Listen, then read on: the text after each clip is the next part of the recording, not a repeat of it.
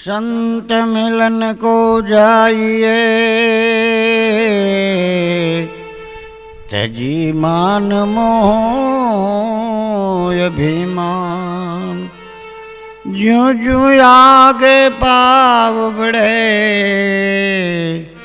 कोटिक यज्ञ समान।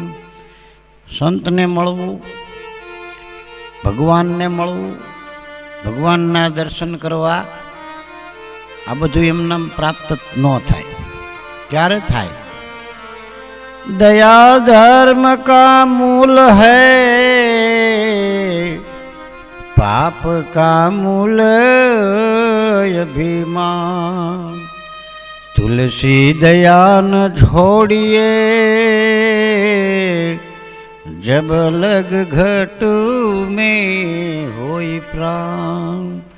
दया धर्म का मूल है, पाप का मूल अभिमान। तुलसी दया न छोड़िए जब लग घट में होई प्राण।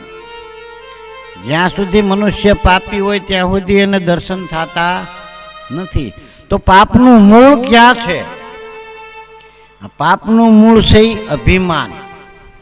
तो माटे कीधुं छे के अभिमान तमे मूको तो ज संतना दर्शन करी शको, तो ज ईश्वरनी प्राप्त करी शको। बाकी त्यां सुधी रामना नाम ल्यो। अभिमान कोईनुं जातुं नथी। संतो तमारा घरे अभिमान ज तमारुं उतारवा आवता होय, पण तमारे उतारवुं नथी। एमां संतो शुं करे?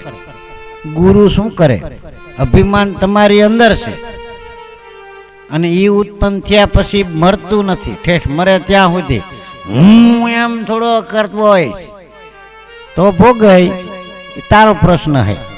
અભિમાન જ્યાં સુધી મરે ને ત્યાં સુધી કઈ થાતું નથી।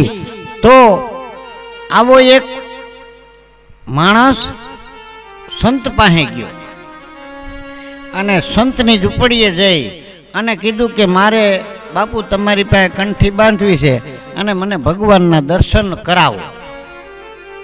तो भगवानना दर्शन करवा माटे थई अने पहेला तो अभिमाननो त्याग करवो पड़े। तो अभिमान ज्यां सुधी जाय नहीं त्यां सुधी कई थाय नहीं। एटले एने कीधुं के तू भाई 1 वर्ष मारी पासे सेवा कर। बापूए भले बापू, पण 1 वर्ष पूरुं थाय एटले तारे मारी पासे नाई धोईने कम्प्लीट थईने आववानुं, એટલે હું તને ભગવાનના દર્શન કરાવીશ। કે ભલે બાપજી। 1 વર્ષ સુધી અહીંયા સેવા પૂજા કરી।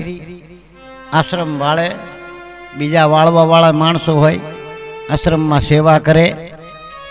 1 વર્ષ પૂરું થયું એટલે એને વિચાર કર્યો કે આજ વર્ષ પૂરું થઈ ગયું છે તો લાય બાપુ પાસે જાઓ। નાઈ ધોઈને કમ્પ્લીટ થયો અને બાપુએ એક વાળવા વાળાને બોલાવ્યો। એ કે જો ઓલો ભાઈ નાઈને આવે છે ને કે હા બાપુ, કે મારી પાસે પોગ્યા મોર તારે એના ઉપર થોડીક ધૂળ નાખવાની। કે ભલે બાપુ। હવે આટલો ઓલો વાળવા વાળો તો વાળતો હતો, ઓલો નાય ધોઈને ત્યાંથી નીકળો બરાબર એટલે ઓલાએ માથે ધૂળ નાખી એટલે ઓલો તરત ખીજાણો, હે તું આવો છે ને તું તેવો છે ને ફલાણું ઢીકડું પૂછડું, તે મારા ઉપર ધૂળ નાખીને મને તે અપવિત્ર કરી દીધો। એમ કરીને બાપુ પાસે ગયો કે બાપુ 1 વર્ષ પૂરું થયું, પાછો નાઈ ધોઈને આવ્યો। બાપુએ કીધું કે હજી તારે 1 વર્ષ રાહ જોવી પડશે। 1 વર્ષ રાહ? કે હા બાપુ 1 વર્ષ પાછું તમારે રાહ જોવી પડશે, હજી તું અધિકારી નથી થયો।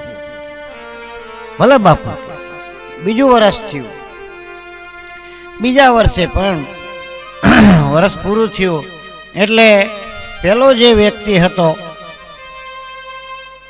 એને કીધું કે ફલાણો માણસ નાઈન કમ્પ્લીટ થઈને મારી પાસે આવે છે, તારે આ વખતે એના ઉપર પાણી રેડવાનું છે। ભલે બાપુજી કઈ વાંધો નહીં। એટલે ઓલો તો બરાબર નાઈ ધોઈને નીકળો એટલે ઓલાએ પાણીનો ભરેલો લોટો તૈયાર હતો, માથે ઘા કર્યો એટલે ઓલો કાંઈ બોલ્યો નહીં, પણ એટલું કીધું કે ભલા માણસ ધ્યાન રાખવું પડે, હું સ્નાન કરીને આવ્યો અને તે મારા ઉપર આ ગંદુ પાણી રેડ્યું, પણ ઠીક છે કંઈ વાંધો નહીં। પાછો ગયો, ફરી નાઈને પાછો આવ્યો બાપુ પાસે। એટલે બાપુએ કીધું કે બેટા નાઈને ધોઈને આવ્યો તો? કે હા। બરોબર છે, પણ હજી તારે 1 વર્ષ રાહ જોવી પડશે. બાપુ હજી 1 વર્ષ ક્યાં? હા બેટા, હજી 1 વર્ષ. વળી પાછો આ તો 1 વર્ષ સેવા કરી, પણ સેવા કરતાં કરતાં બાપુના સાનિધ્યમાં રહ્યો હતો એટલે પોતાનું જે અભિમાન હતું ને એ ધીરે ધીરે ધીરે ધીરે ઓછું થતું ગયું. એટલે કીધું છે કે સંતની સેવા કોઈ દી અબાળ જાતી નથી. વળી 1 વર્ષ પૂરું થયું ત્યારે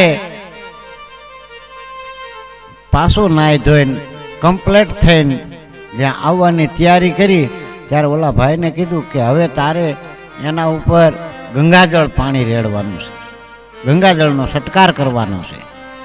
એટલે ઓલો તો નાહી ધોઈને કમ્પ્લીટ થઈને જ્યાં હાયલો આવતો હતો એટલે ત્રાંબાની લોટીની અંદર ગંગાજળ ભરેલું એના ઉપર સીધો ઘા કર્યો.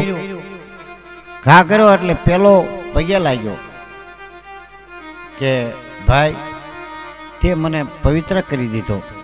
હું તો સ્નાન કરીને આવ્યો ખાડા ખબોચિયાની અંદર, પણ આજ તે આ ત્રાંબાની લોટીની અંદર જે પાણી હતું મારા ઉપર રેડ્યું. ભાગ્યશાળી છું હું કે તે આજ મારા ઉપર પાણી રેડ્યું. હું રાજી થઈ ગયો, એને પગે લાગ્યો. બાપુ હામાં જોતા હતા બેઠા બેઠા કે હવે આનું અભિમાન ઓગળી ગયું છે, હવે આને આત્માનું જ્ઞાન આવશે. એટલે બાપુ પાસે આવ્યો. બાપુએ કીધું કે આવ બેટા આવ. નાઈ ધોઈને આવ્યો કે હા બાપુ નાઈને તો આવ્યો હતો, પણ આપણી જે ગાયોની સેવા કરે છે ને, હા બેટા હા, એનામાં આજ મને ઈશ્વરના દર્શન થયા. એને મારા ઉપર જે જળ રેડ્યું એનાથી મને 3 કાળનું જ્ઞાન થઈ ગયું છે બાપુ. એટલે મારે હવે ભગવાનના દર્શન કરવાની ઈચ્છા નથી. તમને હું જોઉં છું એની અંદર જ મને ભગવાન દેખાય છે, અણુ અણુમાં ઈશ્વરનો વાસ છે એવી મને સમજણ આવી ગઈ છે. બાપુના ચરણની અંદર પગે લાગ્યો. ત્યારે ભગવાનની પ્રાપ્તિ કરવી હોય, ભગવાનના દર્શન કરવા હોય તો માત્ર ને માત્ર તમારું અભિમાન ઓગળી જાય.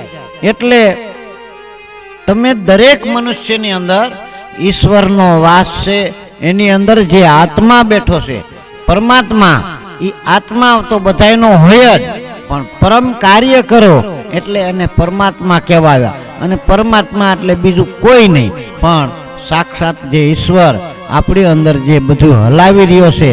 આ હાથ પગ હલાવવા એ આપણી તાકાત નથી, ઈશ્વર જ હલાવી શકે. એટલે તો કીધું છે કે ઈશ્વર અણુ અણુમાં છે. પરમ કૃપાળુ પરમાત્મા પ્રકૃતિની અંદર રહેલો છે. શ્વાસની અંદર તમારો ઈશ્વર છે, વિશ્વાસ અને શ્વાસ. પણ એ જ્યારે તમારું અભિમાન જો ઓગળે તો જ પ્રાપ્તિ મળે. જ્યાં સુધી હું કરું છું એવું કરશો ત્યાં સુધી ભગવાન આવતો નથી. અને ભગવાનના દર્શન પણ થતા. દર્શન ભગવાનના કરવા હોય તો માત્ર ને માત્ર તમારું અભિમાન એકને તમે ટાળી દો એટલે બધું જ સમાપ્ત થઈ જશે અને તમને ઈશ્વરની પ્રાપ્તિ થશે. ત્યારે જ તમે ભગવાનને જોવાના, ભગવાનના દર્શન કરવાના અધિકાર મેળવી શકો છો.